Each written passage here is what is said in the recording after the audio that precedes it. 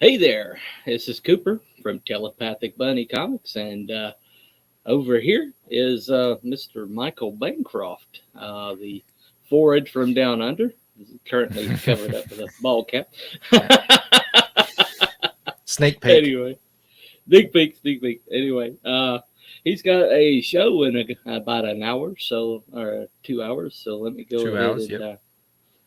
so I appreciate you coming on. This is pretty pretty big. Uh, Fanboy moment for me. I've been watching your No, it's show my from way pleasure, back. Cooper. It's my So pleasure to come on. yeah, You're a very valued member of this wow, group, organization, troop, community, whatever you want to call it. And I'm I very appreciate that. pleased to be Appreciate here. that.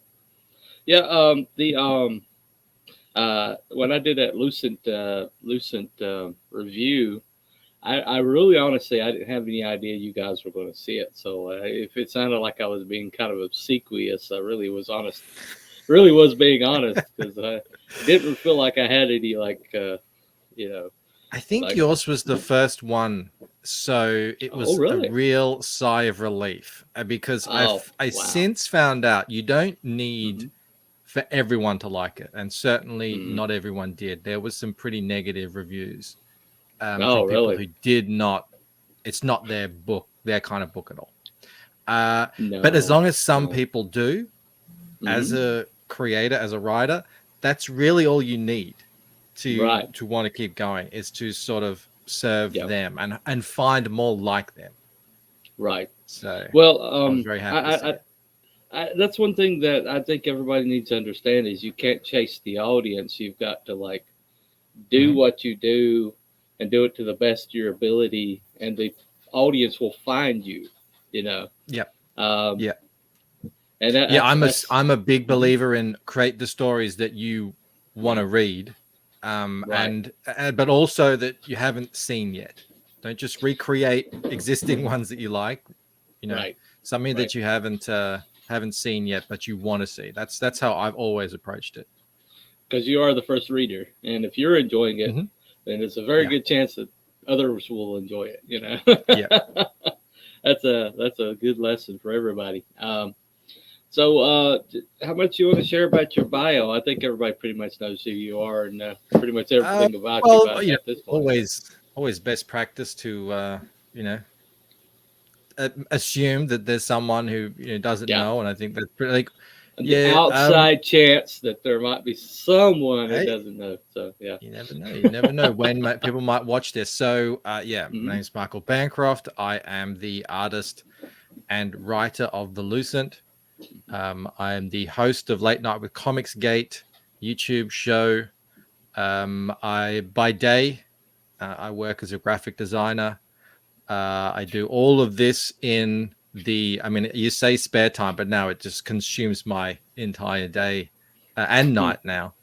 Right. But yeah, I have a history with all sorts of things. This whole thing with the Lucent is my first foray into comics and actually Hmm. putting out, published written works. I've never written anything before this. I never had any Hmm. inkling to. This is my story. Before this, I was doing T-shirt designs. I was playing poker professionally. I was selling funny signs on Etsy. I've had a very kind of eclectic lead up to this, but that's sort of. Hmm. But now I'm here, and this is really all I want to do. Well, my graphic designer, you may know him, Xevious. Yeah, I do know Uh, Xevious. Yes, yeah, really incredible guy. But he just talented casually, and a great guy. Yeah. yeah, but he just casually throws out things that he's been involved with, and he's just Hmm. casually like, "Oh yeah, well I worked on this and worked on that," and then you're like, "Could you repeat that?" Yeah, he's worked But on some good stuff. yeah, He does. He right, every now and then he will name drop someone. You go yeah. do a double take. Oh, But that's cool. you can tell it's no, he's not name dropping because he moves on. Hmm. People Yeah. that actually name Yeah, he drop or doesn't like leave it leave a hang. space for you to Yeah, yeah, gasp or something. But yeah. he'll just like casually stream of conversations. Oh yeah, I did this for the what did you just say? But But graphic designers do get around. I mean, there's so Oh graphic yeah, design and encompasses so much. there's a lot of graphic designers in comics I've found because Hmm. I think we're by nature creative people. I mean, Yeah. when I was, Hmm. when I was 11, 12, I wanted to be a comic book artist. That was my Ah, thing. And right. then, someone said, "Oh, you can't do that for a living." So I, went off and did something else. I mean, I didn't go to graphic design. I just sort of fell into that. That was sort of the Hmm. most kind of creative day job that I could think of. Yeah. But Hmm. having done it, now I've been a designer for, I think, coming up to 20 years Oh, wow. straight. Mm. So the skills that you learn and pick up along the way Yeah. become very invaluable to this whole crowdfunding comic thing. Setting up Definitely. pages, Definitely. Yeah. pre-press, all sorts of stuff, promotions. I've been able to do so many things with my YouTube channel and all that sort of stuff Hmm. that I otherwise wouldn't have been able to do if I wasn't a graphic designer. Well, getting CG Now up and running in one day was pretty staggering. I mean, it was you had the graphics and everything. It wasn't I've even seen. one day.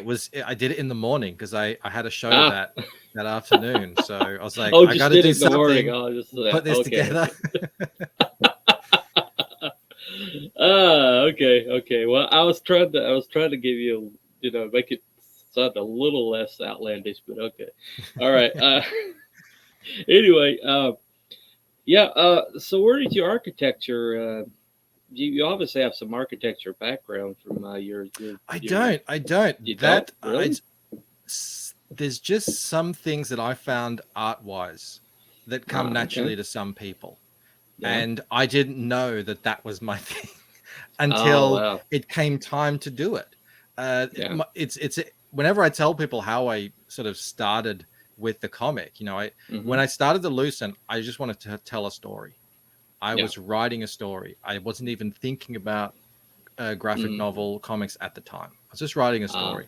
It turns out that um, through that whole process over many, many years, I realized that this would work well as a graphic Mhm. novel, and it may even work better as a graphic novel. And so you write certain things, you imagine certain things, and then it comes Mhm. time to put them on the page. Yeah. Now, some things I really struggled with, and we've kind of famously, I struggle with certain parts of the human anatomy, Mhm. expressions, all sorts of stuff. But something that By I the don't know way, just I came by the naturally way, to I me. never saw anything wrong with the hands. Yeah, I know. Never You saw. were like, Yeah. "What? What's the issue here?"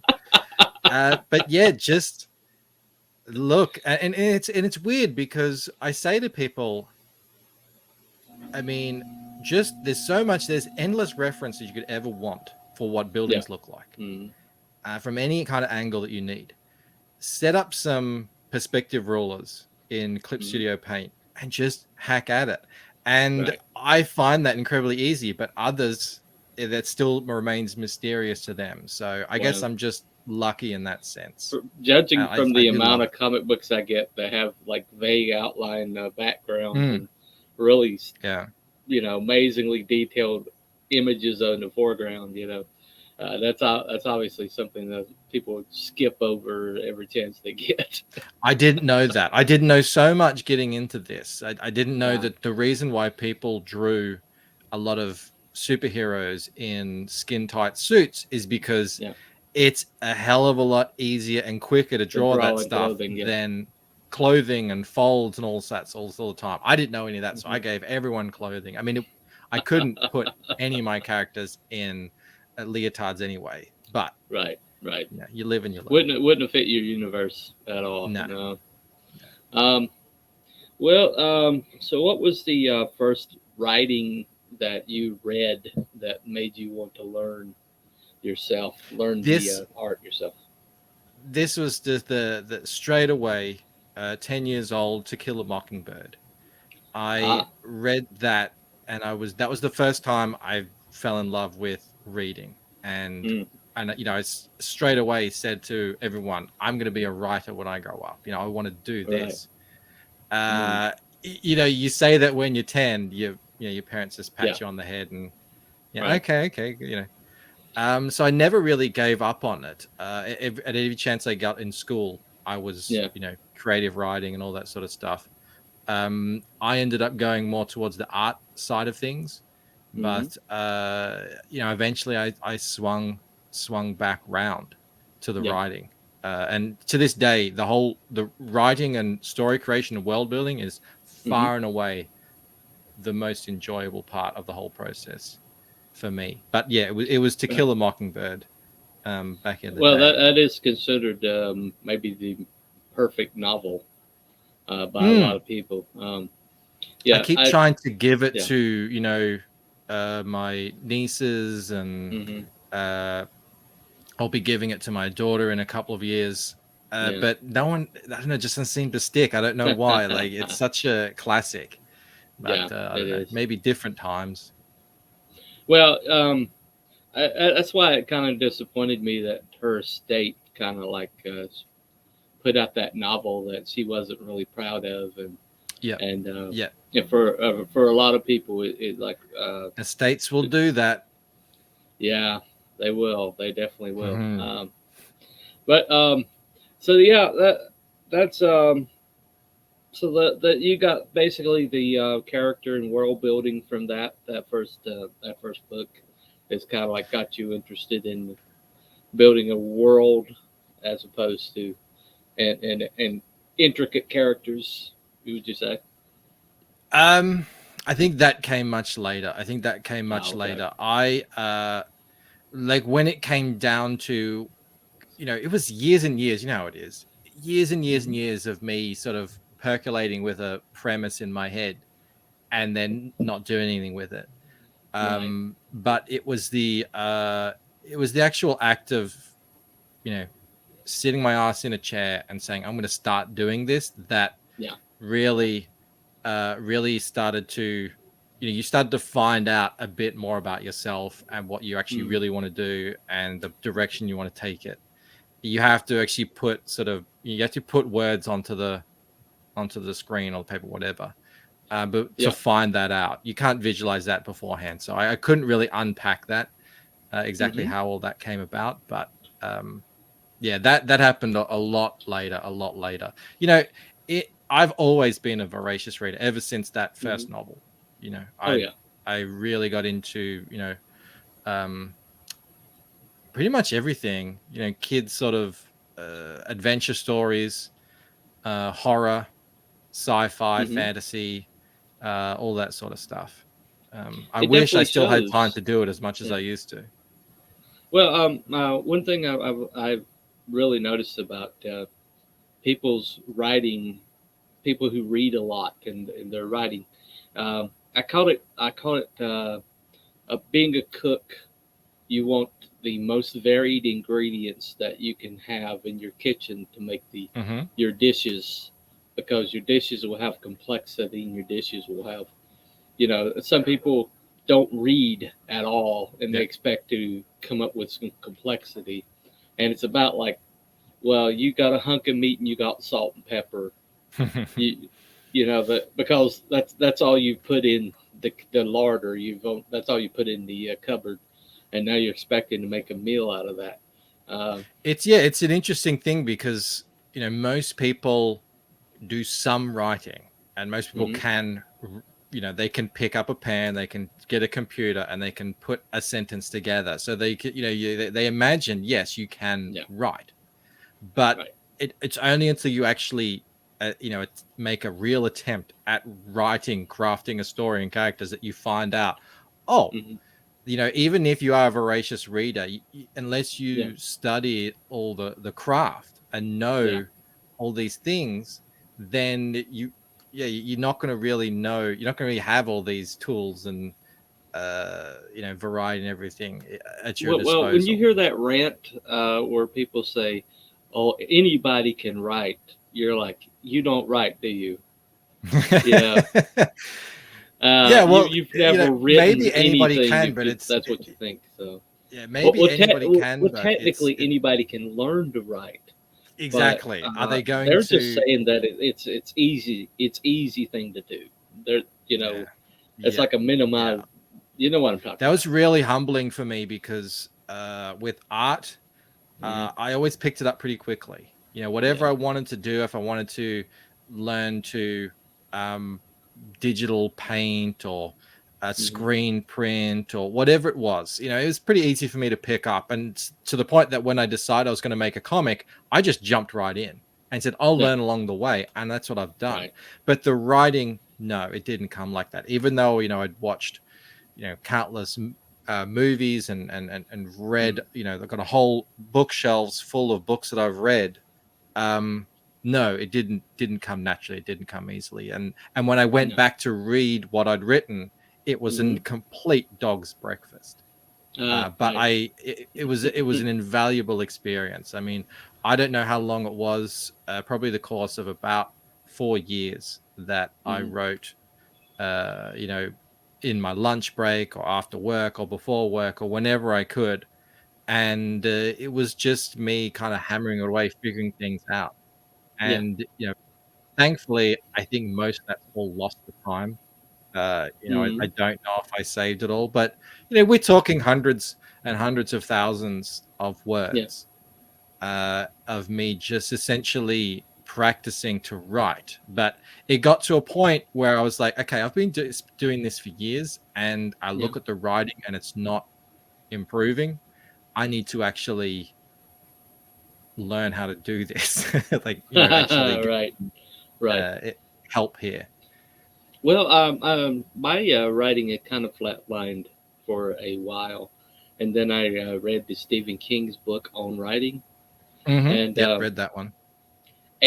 one thing that that book did for me was it basically just this was the difference between somebody who knows how an internal combustion engine works and then somebody who's worked on internal combustion engines, you Yeah, know, yeah. and and he was like, well, ignore this. This is useless advice. You know, this is important. This is what you need to focus on.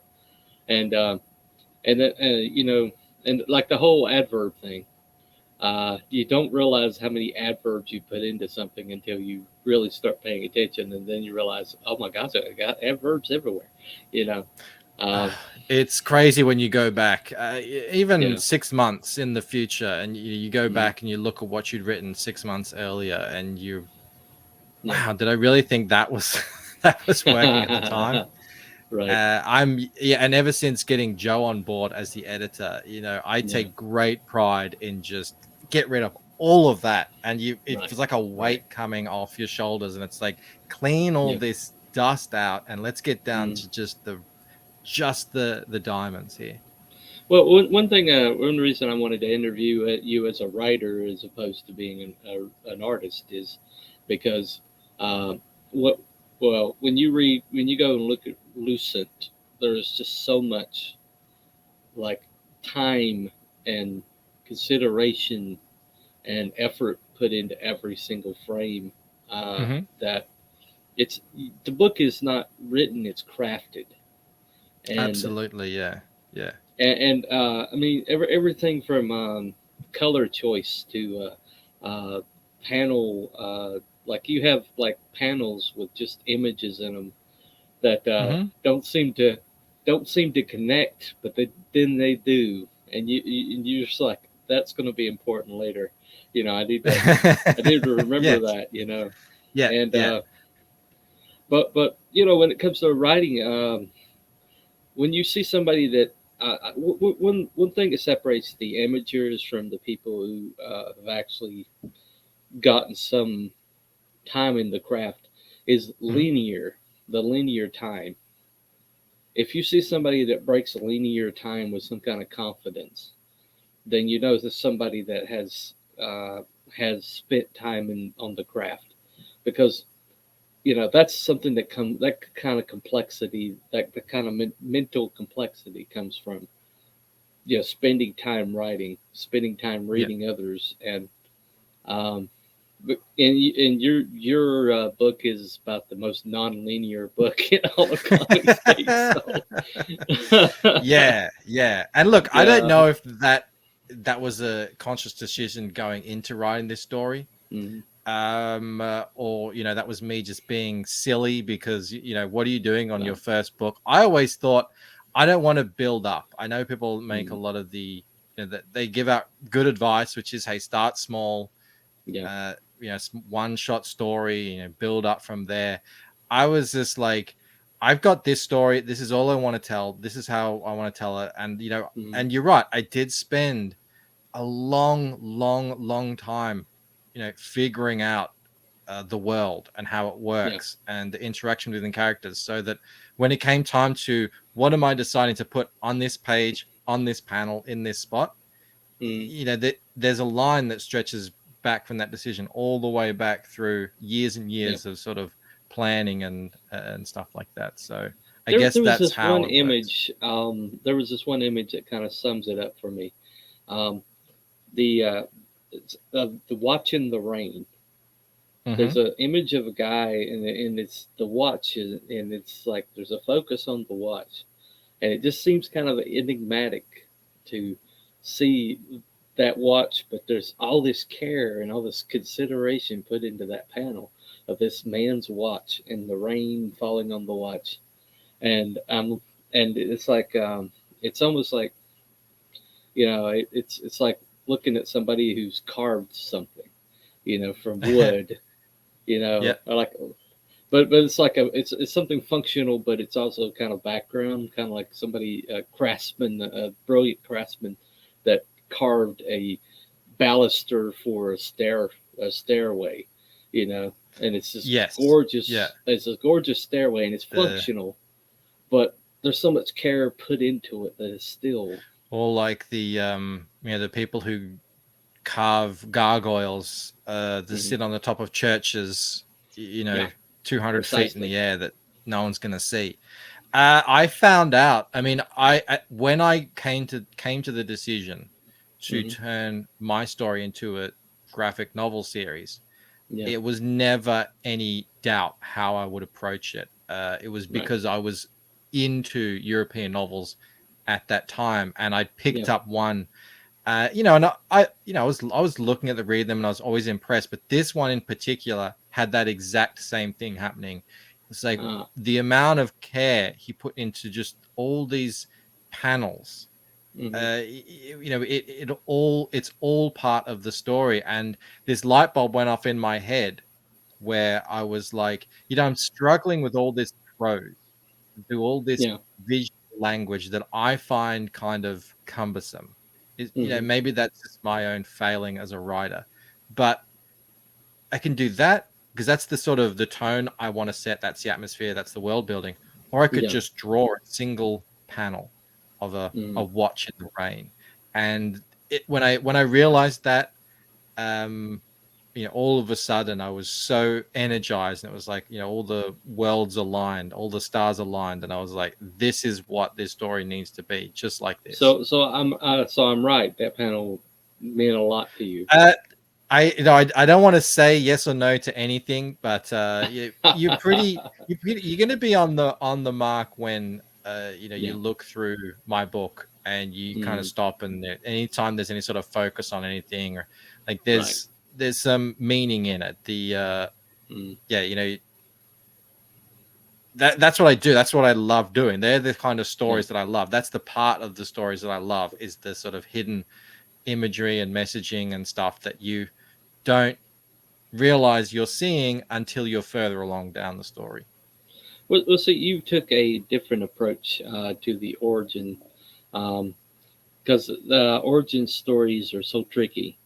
They're like, Hmm. I really honestly believe that origin launching universes in one story is like the biggest challenge that anybody can ever, as a writer, can accomplish. Is that finding a way to get people into the story without just dumping a bunch of, Hmm. Yeah. you know, bunch of like world building, just dump it. There's like a book I have recently by somebody in ComicsGate, and all the world building was like on this one page at the back of the book was like a paragraph. It's, oh, by the way, and it was just like you could have done that all throughout the book, and you just and that is That's a like big taking all challenge. the fun and Yeah. just not actually including it and just tagging it on at the end. Yeah. Mm. It is hard. Look, it's the harder way to do it. It's the slower way to do it. But Mm. I think ultimately it's much more rewarding way of doing it. And it it asks a hell of a lot of your audience. Yeah. They like you're asking them to put a lot of trust in you that Right. all these seeds that you're planting, you're going Hmm. to nurture and grow, and they'll be able to one day, sort of see them fully grown and realized. Right. Right. um that's why as well, on top of all this, I've really made an effort to make sure that I'm always sort of there and present on and accessible. I don't want anyone to think I'm gonna JJ Abrams this or George Right. R. R. Right. Martin any of this.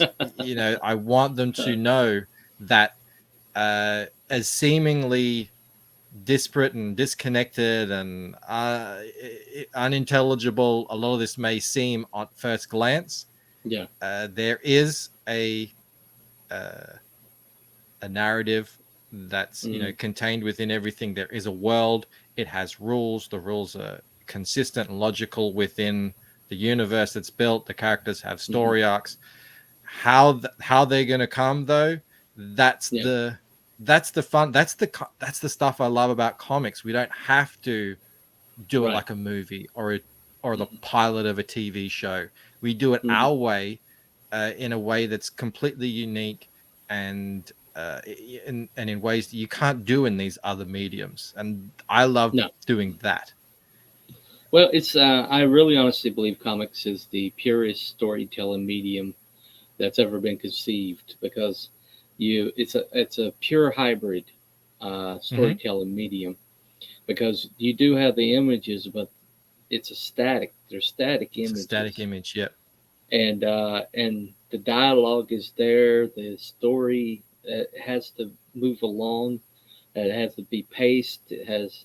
It's. I've written novels, and writing this comic book is the most difficult thing I've ever done, just because uh, of what you leave out Hmm. is because a novel you pretty much more putting more in the better, but with a comic book, the more you leave out, the more you can leave out and make it image and move it to image, the better the comic book is, Yep. and and it's a challenge. It's a real challenge. It's I think screenwriters have an easier chance of write of creating Well, a comic book. screenwriters have the motion.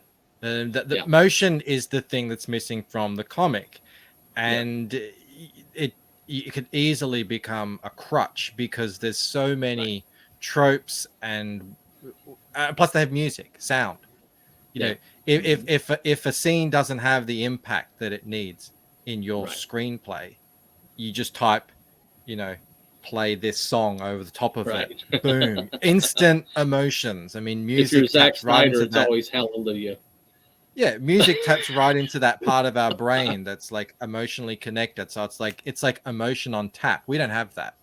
You have No, to uh-uh. build that emotion slowly over time and create impact. It is Right. incredibly difficult to do, and we have to do that. You can't just write a novel on Mm-mm. your comic book page, as No. we know that some writers want to do. Yeah, yeah, yeah. When you see a page with 30 dialogue bubbles on it, yeah, something's going on there.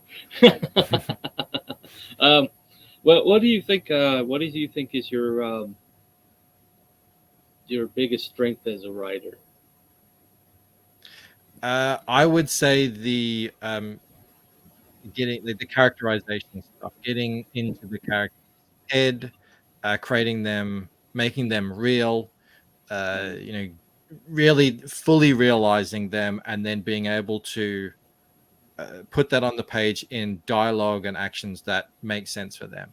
I yeah, think that to me, and I think it's probably best, my biggest strength because it's also the part that I love the most. So I'm most right, right, excited about when I really feel like that's this character's voice and it represents them.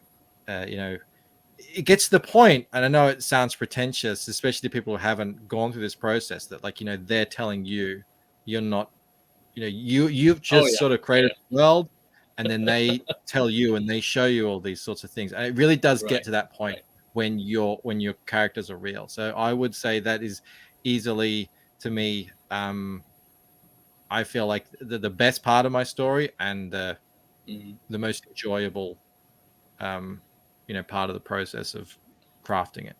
But it's like Stephen King called it a pre-existing artifact.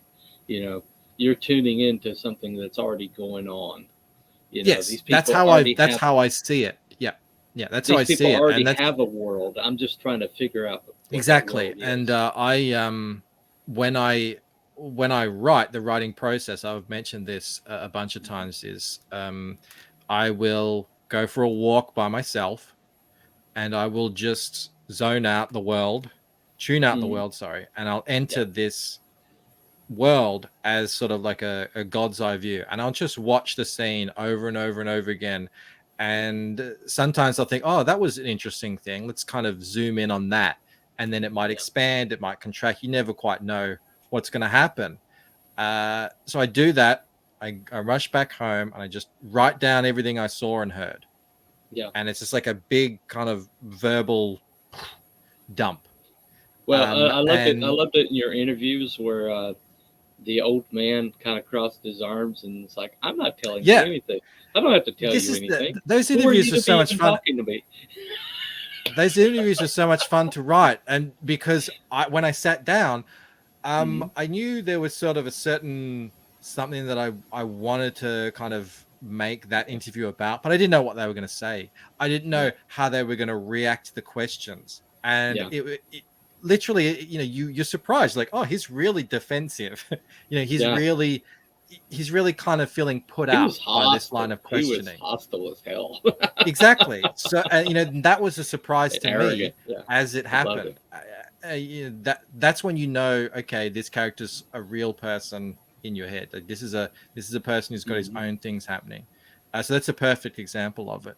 And once I've done that initial, I've reported on what I've seen and heard. Yeah. I put that aside, and I try my best to forget about what I wrote, so that when I come back, then I put on my sort of editor's cap and I say, is this accurate? Did I accurately report what I'd seen and heard? And sometimes it is, and Right. sometimes it's not as much, and that's when the editing Hmm. starts. But that's pretty much Yeah. my process there. Oh, that's we're very similar in our way of doing things. Um, what's your weakness? You feel your biggest That weakness? so that would definitely be the plotting, I guess. Hmm. Uh, I've got these books here, because I know you mentioned, like writing books and stuff. So Hmm. these are the ones that I have sort of on hand. There's like books Yeah. about beginnings, middles, and ends, conflict, action, suspense. These are sort of the tool books that a Oh. story needs. So you can write a character, but unless you want to write a kind of who is that guy?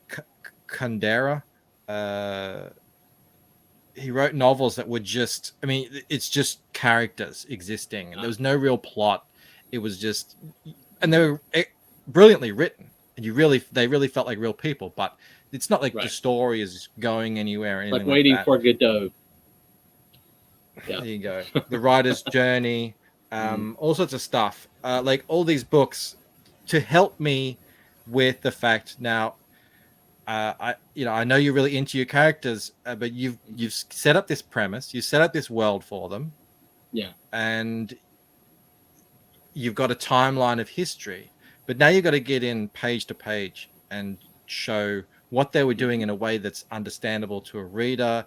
There's, make sure the arcs make sense and they serve the story and all that sort of stuff. So, I've many a time run Hmm. into kind of plot holes and things and issues in the story that just like, I'm really overcomplicating things. Yeah. Do I really need that sort of thing? Speaking with Joe at one point, he asked me a single question that sort of broke me for 2 weeks. Oh wow. I was going through the story, and he said, "Now, if that's the case, why wouldn't he just do this?" And I was just like, And I didn't know. And the reason I didn't know was because there was a element of two characters past that I hadn't really you know learnt about and fleshed Yeah. out. So their motivations were hazy. So if you don't know your character's motivations, what makes them tick and why they do the things they're doing, then you're not gonna be able to figure your way out. But it's kind of like Plotting an and plot holes assembly and stuff. line. It's kind of like an Mm, assembly line. Sometimes you get the product to the end, and then you look at the product and you realize, oh, we missed a few steps when we have to go back and figure out what we yeah, missed, and exactly. And we gotta put even if that in yeah, place. even Yeah. if you know the Yeah. general gist of what's going to happen and all that sort of stuff. Hmm. It all has to be consistent and internal logic and make sense, and as well be engaging, be entertaining. If Yeah. there's suspense, all this sort of stuff. So yeah, that's been and that was really what was missing. I think when I first started writing was the Right. structure to the storytelling. Um, Hmm. but that's been the biggest hurdle for me. Oh, I think it's Hold on a common sec. to all writers, but I just yeah. lost audio. There you Uh go. oh, Yep. Okay, we're you back. got it. All right. Yep, it does No that. problem. Sorry. No problem. You obviously have a. You showed us those books, so we'll skip over that one. The current project you're working on, I know you're working on Painted Death, Hmm. and the supplemental book that's coming. That you've got Fractured another mind. artist Yeah. for. Yeah. Yep. So that's cool. When are you planning on launching that campaign? So, Painted Death, I am shooting for a mid-year launch. Okay. So I will I mean, it's getting close now, sort of in March, Yeah. I'm going to be looking to be launching the mailing list with a teaser trailer and stuff like that. I'm hoping to get all of the pencils done by then so that I can do that. And then yeah, that campaign will run mid-year, and this time around I'm looking to get a lot more of the book done Hmm. before, actually, when I say done, I mean finalized. It's got Right. Right. Joe, my editor's tick of approval on it. Um, Hmm. so yeah, sort of mid-year. And then the reason why I want to do these supplemental books, um, Hmm. it's kind of twofold. I want to be able to have a campaign every year. While I'm still working full time, that's the absolute best I can do is Right. one campaign a year. And so, I wanted to be able to put out a campaign in 2023 as well. And I thought, well, this is a great opportunity. I have this universe I've created, Yeah. Hmm. and much like in Star Wars, you could say there's that expanded universe of the galaxy, but they Yeah. focus in on the Skywalker family. That's kind of how it is what I've done. I've got this big universe I've built. I've got Hmm. a whole history written about it that don't Yeah. involve Ella. Doesn't involve Ella. Right. So I chose, she's sort of like a real linchpin of the whole thing. Hmm. So that's where we would go to. But there's all these outside stories that, um, whether they involve her or not, uh, they're going to be a lot of fun. They really expand the whole Yeah. universe of and it'll be really exciting things for me to do. I can, because the story goes all the way back in time. There's so many Hmm. places around the world that really interesting events happen. So Yeah. that's really exciting for me too. So I'll be looking to crowd fund that one um, in after Painted Death is fulfilled in 2023, and we'll see how we're going at that point. But at that point, I'll have Waking Dream and Painted Death available on the campaign as well. So it should Awesome. be Awesome. a good offering. Um, one thing that I think we have in common. What was the moment where you thought you were getting to the top of the hill story wise, and then you got and you realized you were on the north face of Everest because your world was a lot bigger than you thought it was going to be when you first started out. But you didn't have a story. You just a story. Or one shot story. You had a universe. When was that moment for you? Oh, was it a single moment or a slow recognition? Right. Um, yeah, I don't know if I can think it was a single moment, but I do remember being kind of. And here's what happened. So I'm writing, I'm Yeah. doing my thing, and then I'm realizing I'm having to keep track of all this stuff in my head. And I Hmm. said, this is just not working anymore because I'm starting to forget things I don't want to forget. So I'm going to sit down and I'm going to write the history of this world that I've created. And Hmm. so maybe at that point I'm realizing, okay, so this is quite vast, Hmm. and it's integral that I have this and I write this because even if only a small fraction of it gets visually Hmm. displayed in the main Lucent story, uh, all of it is essential to Right. what exists in the story that you see. That's its Hmm. history. So that influences, and that leads up to everything that's there, everything that the reader will see. So it Yeah. it had to be and I had to understand it. I had to know what it was. Otherwise, I wouldn't know what to put in there. Right. Um, Right. so I guess maybe when I wrote that document and I saw how long it was, and the fun thing about writing just for yourself and not Hmm. like no one else is going to read this is you can just power through it and this doesn't matter. Just continue on. Just keep writing. Um, Hmm. so it's quite long. It's quite involved, but it's a super valuable resource for me. Oh It yeah. was Oh yeah. interesting running Joe through all of that, though. He Hmm. was kind of like a deer in headlights when, because I mean, uh, yeah, he would have no idea, and uh, he when I well, kind of I put call it my together, world Bible, but every time I show yeah, somebody there my you go, world World Bible, Bible. they're yeah, When I sort of pitched him what the Waking Silmarillion, Dream was as it were. exactly. Um, when I pitched him what Waking Dream was about, just what happened in the book, he's like, "Oh, okay, yeah, all right. I'll, he had a look at it, and it's like, and then he wasn't really decided whether or not he wanted to be the editor, Mm, um, because I don't think he really understood at that time how necessary an editor was on this project. And right. I didn't either for some reason until I spoke with him and you verbalize it, and he was, "Oh yeah." Mm, It was crazy for me to ever think that just one mind could put this out to people, yeah. because Yeah.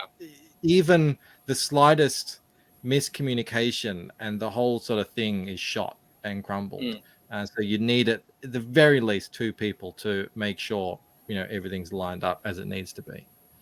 you need somebody to help you kill your darlings.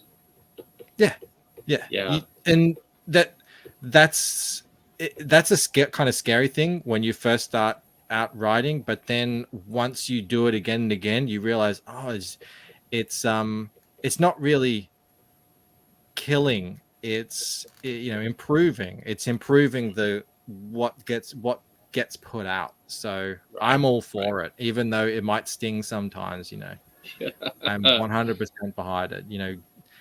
Get edited, especially if you're trying to write something that's, yeah, n- a bit So less that would be linear, your biggest advice complicated. for writers, to get an editor or get an outside. Well, Yeah. if it's an editor, but just probably my biggest advice was, yeah, don't. I mean, I don't regret what I did, just sort of writing by myself for 3 or 4 years, just Yeah. what Mm, vomiting onto a page, just unreadable garbage, because it was you do learn something, and it gets you in the habit of writing, which is good yeah. too. And then it showed me, okay, you can't do this by yourself. So, well, it's the first thing I did. I went and I got books, and then I went online and I found forums and I found other people and I asked them questions. Hmm. You don't have to do it all yourself, especially not at the beginning. Maybe you can get to a point where you can do it by yourself, but I'm certainly Hmm. not there. And I don't Mm. even recommend that anyone does that, because that's just not how our brains work. We are very we We're seek patterns myopic. and we Yeah, remember we're very patterns. So myopic. Yeah. Mm. look, and I when I look at something that I've written, I've got all that background in my head. So Yeah. it's very difficult to put yourself into another person's shoes at that point and say, well, they don't have any of that information. How are they Yeah. going to see it? What are they Right. going to glean Right. from this? It's a completely different perspective. So that's why, yeah, don't necessarily do it by yourself. Get that editor, Mm. and your story will be all the better for it. Oh yeah. Oh yeah. Definitely improved Lucent. Just from Oh yeah. I didn't get the crackhead cut, but I'm told that the changes were pretty drastic. Uh, They're very drastic, and people have actually praised that because we did trim a lot. We did trim a lot, mhm. but Yeah. it was good for interesting for them to read because some of those things that we trimmed are you know tidbits of Oh, information. I do maybe I like to call it didn't need to get the crackhead cut. my puzzle thriller. Mhm. uh there's some pieces of the puzzle in the crackhead cut that didn't make it to the final Oh, okay. waking dream cut. So yeah, it's I'm very happy that we put that out, and it's good to show off just the Well, it does caliber of show. editor that Joe is. I think one of the things that people like most about you is your humility, and it's your self-deprecation. And It's the you're in Australian way. you're in It's on the the joke. Australian way. You're in on the joke, so it's a lot easier to joke with somebody who's in on it. Um, Well, yeah, look, as human beings, we're storytellers. It's always going to be part of what we are. And there's whole industries built on storytelling. It's a big business and everything, but mhm. also at the end of the day, we have to remember that for most people, most of the time, we're Yeah. making entertaining stories, fun, frivolity. Uh, it, if you take yourself too seriously in this, you're not in for a good time. And I have no No. illusions. Being a graphic designer for 20 years, here's another thing. You learn to drop the ego real quick Right. Right. when you put all your effort into something and someone just comes by and says, no, doesn't work for me, gone. That's how it is. Yeah. And it has Yeah. to be like that when you're producing art that's going to be paid for. This is, a lot Hmm. of it's sort of production. So yeah, I've learned to drop the ego on everything, writing, art, whatever, and it seems to it works for me. And Well, as it well, definitely works for your show, your persona for your show. It really does. So, yeah, and as well, and another good thing about it is, if you paint a really big target when you sell yourself, mhm. uh, even if some parts of the story don't hit it for certain people or whatever, Yeah. it was still pretty good. If you say that your book is, God's gift to literature, and this is going to change, it's going to Uh, revolutionize comic books. Like everyone will talk about it, before your book and after your book. That's how important it's going to be.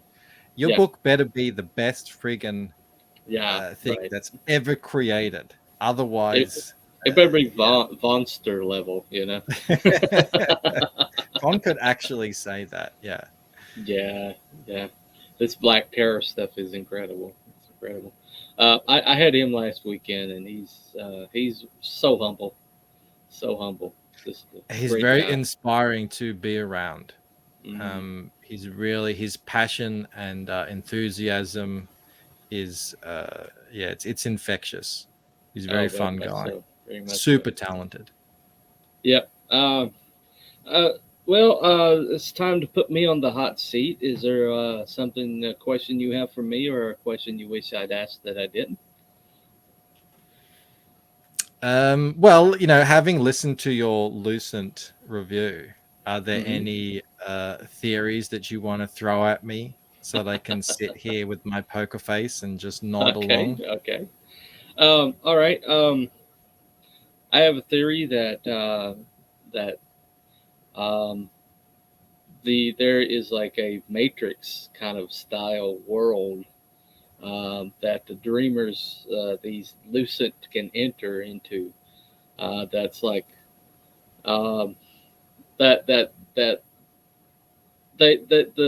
that basically is like underlines our own, It's and that interconnected. Yeah. yeah, and that if you like reach a certain power level or a certain aptitude, you can bring that into the real world to where you can actually do things that you should only be able to do in dreams, but you can do them in the real world. And I'm gonna just smile. Yeah, so, I think you're onto something there. It's okay. I g- people might not Bear in know mind, I've this, read but this I book about 30 times. So, okay. I can tell. I can tell. People had people might not know this, but I initially put this up on Webtoon back in the day, hmm and people would throw theories at me, and I it was always encouraging that people are picking up yeah, where the story's going from what little I gave them, and right, the right. that's sort of the fun. Like we said at the top of the show, I want to read a story. I want to write a Mm, story that like how what I'm interested in, and right, this sort of stuff is exactly what I'm interested in. Just giving the reader barely enough and yeah. seeing if they can figure these things out. So yeah, you Well, I'm not on the definitely level of Lord Crackhead. I mean, he's definitely he's made your he book a really religion. So, yeah, but yeah. I think it's kind That's of like a good. Rube Goldberg machine. The real joy in those Rube Goldberg machines is almost in the haphazard way things fall together, but Mhm. there's a there's a order to it.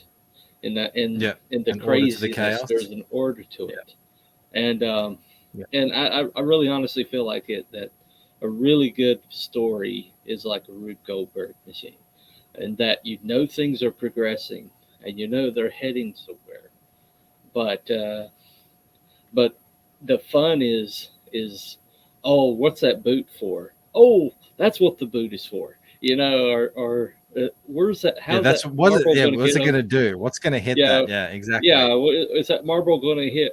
How's that marble going to get over here? Oh, there's a. Oh, that's how it does it. Mhm, And I think a really fun, especially comic book wise, because comic books is a visual medium. mhm. But you have to. I guess what Rob Liefeld and Todd McFarlane kind of brought back to the art was the ability to um, see an action on one page that was mysterious, and then you turn the page and you find out that it's not so mysterious. You know that he was actually aiming at something or something like that, Mhm. and they moved the narrative structure um, really farther along. They pushed it out of frame a little bit, and I think the future lies here in ComicsGate because we can tell stories that the mainstream's no longer allowed to, Mhm. and we can tell any character, any race, any background, and we can tell their story, and we don't have to worry about, oh, I'm not the right ethnicity to write a black person. That doesn't matter. All that matters is the story, and Yeah. and we can tell like we can make minorities villains if we want to, or we can like have a twist where you know the gay guy is the bad guy or something like that. Yeah, we can be Or we can, shocking, we can be offensive, most exactly, importantly, we can be surprising. That was the whole that right, was the big thing I right. always took away from your boy Zach's videos was hmm just how boring The boring, the yeah, SJW books are because because it can only it's go in one direction. exactly. It's It can only proceed. predictable. You can Yeah, see who the bad person is just by what they look like. You can see who the good person is by what they look right. like, and you know how they're going to get there. You know what they're going to hmm say. It's incredibly boring. And Oh yeah. Oh you yeah. know, I couldn't Definitely. agree Definitely. more that the energy and the buzz. I think Narwhal said that he calls it like ComicsGate is like the French New Wave. I've said Mm, it's what I imagine back in the day when all the artists were gathered in Paris and they were, you know, mm, inventing cubism and data and right. whatever. You know, it Right. was just like Yeah. there was energy and everyone. Now we're not all in the same place geographically, but we're all hanging Mm, out in the same place on the web. right. And there's so much. It's like a creative explosion.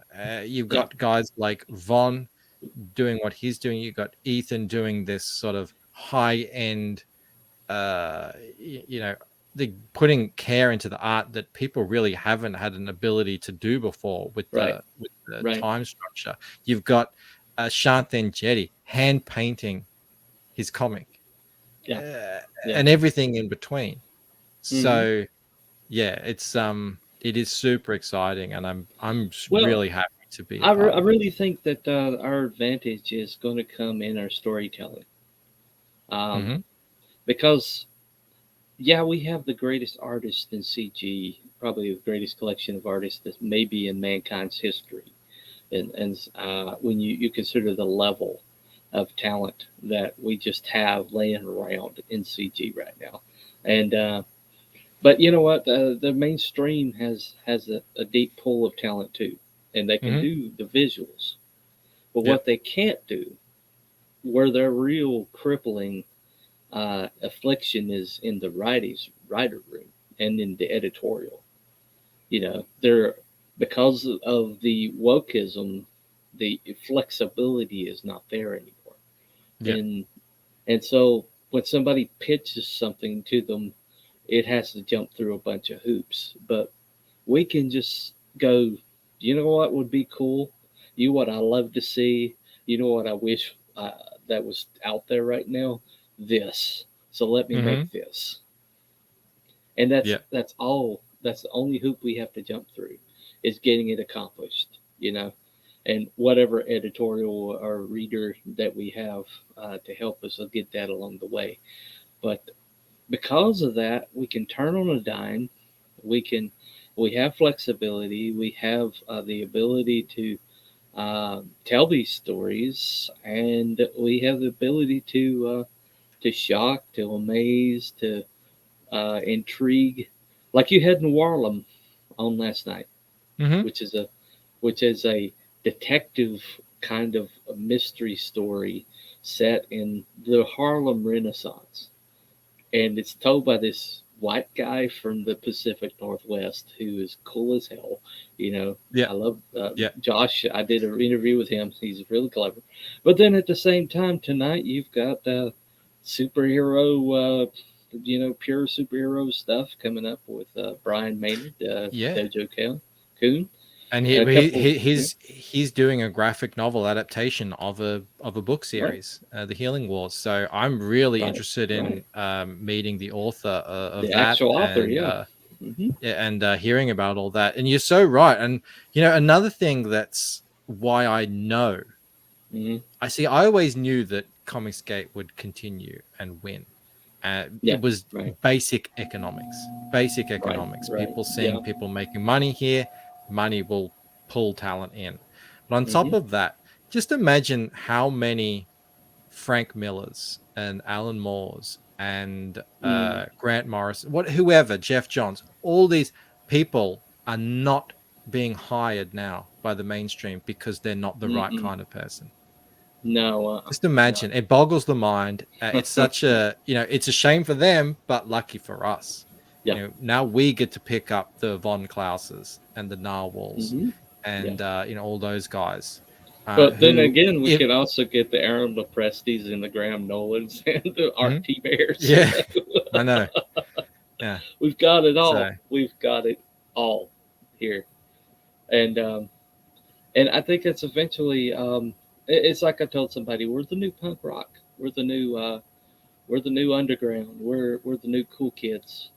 You know, the edgy kids. You know that smoke cigarettes out behind the gymnasium. We're we're the kids that the mothers see, take their kid and like, okay, we're getting in the car now. Don't hang with those They're kids. dangerous. They And have wild ideas. exactly. But you know what those kids do? They will eventually become the mainstream. They eventually replace the mainstream. It's just the Hmm. way culture turns. It Yeah. turns. And Yeah. what we're seeing right now is we're seeing the rise of the new counterculture that's eventually going to be the mainstream. But we're really early days now, and Hmm. we've got a lot of growth pains to get through. The broken deal from the other day, that's a growth pain. You Hmm. know, Yep. or Yep. to venture much, you're also going to fail much. And Yeah. It's there's so much that's happened in the last 5 years, sort of within the scene and on the peripheries and everything, mhm, that yeah, it's a real testament to sort of the passion and the hard work of everyone involved that we are yeah, continuing to hmm grow and produce. And I think every now and then everyone just gets a little wake up call saying, hey, the guys who are doing the work, putting the effort in, getting the books out, getting them done, they're the ones who are continue to see success. yeah, And we'll just keep focusing on that. And I hmm think you're right. I think eventually the naysayers and the people who think that their industry is the only possible industry that could ever exist will right, eventually, if they don't wake up, they'll eventually be completely blindsided by yeah, a younger, more hungry, more free yeah. competitor coming up behind them. Oh yeah, uh, because freedom is always more powerful than oppression. Because Yep. people desire freedom, they desire freedom, Hmm. and what we have is freedom. So It's all about. anyway, so I thank you for coming on to my show. I thank you so much. I think I've learned a lot from you tonight. Hopefully, this show will be 8 o'clock tomorrow night. There'll be a live chat once it's debuted, and I'll Excellent. answer any questions if you want to come on. You feel free. Hmm. I know you're busy though, but maybe you'll have a moment. So anyway, I think I'm out at my daughter's jiu-jitsu tournament tomorrow. That's why I oh have to okay, do it today. okay. Well, wish So, your luck.